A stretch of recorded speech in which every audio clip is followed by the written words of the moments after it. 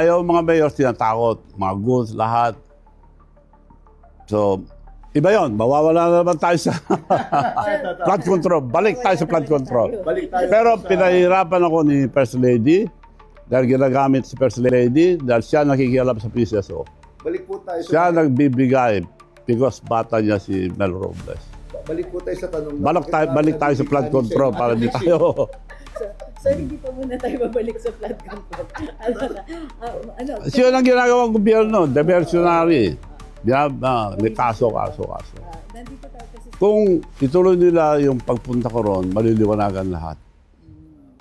Peace na ayaw nilang gawin. I hope patawag uli ako ni Senator Ping Lacson.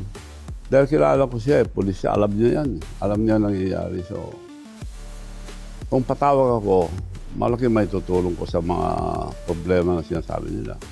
Kung hindi ako patawag, ibig sabihin, pinagtatakpan nila lahat. Manong Chavit, di ho ba dati police din kayo? Oo, chief of police. Chief of police. Oh. Kaya alam ko... And you become a legend by being the chief of police. Di ho ba? Alam ko rin ang mga crimen dyan. So, si Senator Ping Lacson, magaling dyan. Alam niya nangyayari, alam niya kung sino mastermind, kung di siya magsalita, yan ang gagawa kung anong future niya.